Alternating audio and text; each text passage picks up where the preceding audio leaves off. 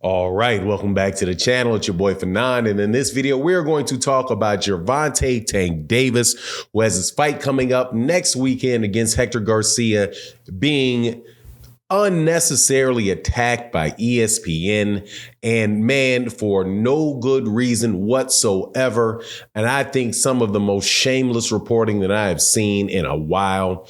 But what's new from this dude? Let's talk about that in this video.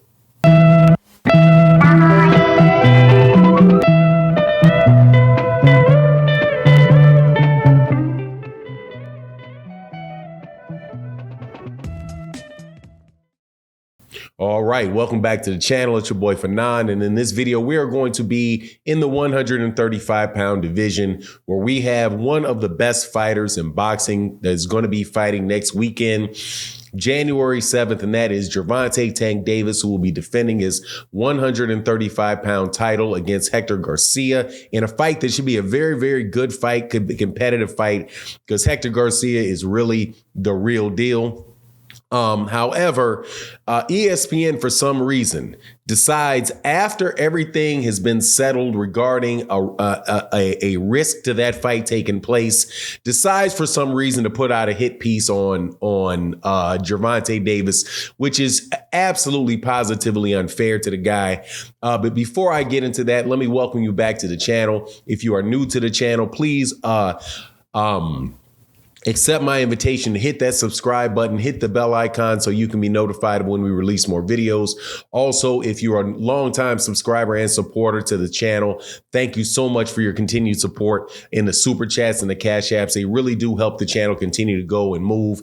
And if you are a longtime supporter, again, thank you for a great 2022. And this is, I do believe, is going to be the first video I'm doing in 2023. So here we go. Let a great year ensue. All right, so let's get to this, man. We did several videos about this last week, because, as you know, Gervonta Davis was arrested in connection to a complaint that was made against him by his girlfriend and the mother of his child. And there was a lot of reports going out there about what was said. A police report comes out. And as soon as I read the excerpts from their police report and the bond and the bail, the bond that was set, I was like, okay, this seems like very, very minor. The lady had reported that she had a small abrasion on the inside of her left upper lip, right? A small abrasion. Now, I don't, but they had suspected him of hitting her with a closed-handed slap. Now, all right. Then after that, she comes out and says, there's a 911 call, and which she said that she was afraid for her. She was afraid. I'm afraid. Just kept telling the operator that they were afraid.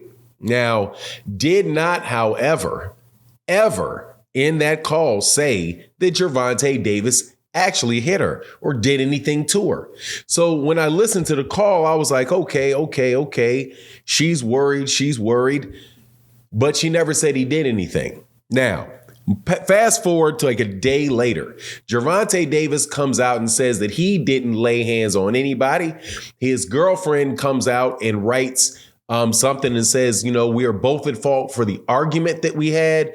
Our relationship has been fragile, but he did not harm me nor my child, right?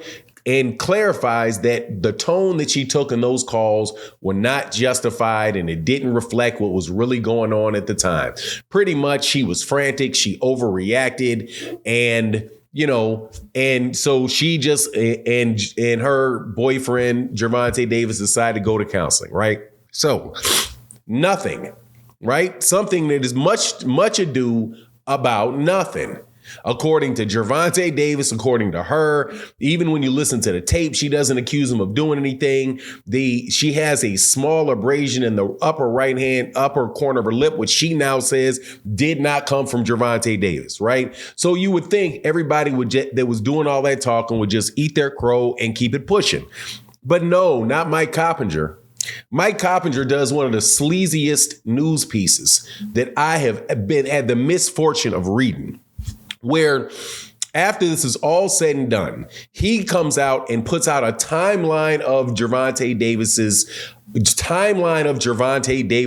legal problems, and proceeds to list 4 times where he was arrested, or I do believe 3 times where he was arrested and there were no charges filed on him, specifically for lack of evidence, right? So 3 people tried to file charges on him. 3 people had the charges thrown out because of lack of evidence. And in the 4th one, which is ongoing, it's a hit and run, right? Now, the hit and run seems like something that he is trying to plead and say, okay, yeah, I was in a car accident. I hit somebody in a car accident and I left. And so they're now in the middle of making a plea deal for a hit and run. So, but as far as the arrests go, now, the hit and run is a hit and run, something dumb to do. Does look like he did, at least if the reports are out there, looks like he was responsible for that, especially if he enters in a plea and they were unable to come up with a plea deal. So now they got to go back to court on February 16th, I think, is the date that he goes back to court for that. However, there is a big difference in the incidents in which where you're talking about battery, where somebody accuses you of something and you being convicted of something. If somebody accuses you of it, and the law does one or 2 things, they either look at the evidence and say, there's no evidence for this, I'm sorry, we can't proceed. Or the other person says, no, I didn't do it. No, he didn't do it. I overreacted. I didn't do it. Right. He didn't do it. And so they drop it because the other person said it didn't happen. Those are not legal troubles. Those are not legal troubles. Those are situations where somebody accused you of something and then the charge went away. But I find it real interesting, the timing of Mike Coppinger's article, and not only the timing of it, but the way that he chose to organize the information, where he presented, especially in this last incident, where he presents all of this stuff up front, right? Because he does a timeline. So the timeline allows him, in very sleazebag fashion, to say a bunch of stuff about Gervonta Davis at the top, but only at the very end of the article does he say that the woman said it never happened. And nor does he ever say in the beginning or any major part of that she never actually accused him. Because my understanding is that the reason that the police knew that it happened was because she was in a car and there was some type of security feature in the car where she pressed a button, and then they came to her for that. But she's never in that call. She said, I need you to help me so I can get out of here. Not, oh, I need you to help me so that, because this guy is beating on me. Just very, very sleazy, man. And I hope you hear it. Dog, that's sleazy. People should have an opportunity. If you are not convicted of a crime, you have not been convicted of a crime. Somebody suspecting you of a crime is not illegal, and it doesn't mean that it actually happened. You have a criminal justice system for a reason, and it is really, really sleazy to use a boxing article as a way to try to take away this man's presumption of innocence. Now, he doesn't do it. He does not lie in the article, but the way that he structures the article and the way that he puts things in the article makes you believe that basically makes it could lead a reasonable person to believe that Gervonta Davis is some savage running around beating up everybody. It's just shameless in my opinion. But anyway, it is what it is. That's my take on the matter. You let me know what you think in the comment section. And remember, look, if people are not convicted of a crime, they were not convicted of a crime. Somebody accusing you of something does not make you guilty. OK, and that is what led to, a lot of the mistreatment of Black Americans for a very long time, that as soon as somebody says you did something, you are guilty of it just because they said it. And it's not fair to do that to anybody one way or the other. Anyway, that's my take on the matter. You let me know what you think in the comment section. And with that, I'm out. Peace.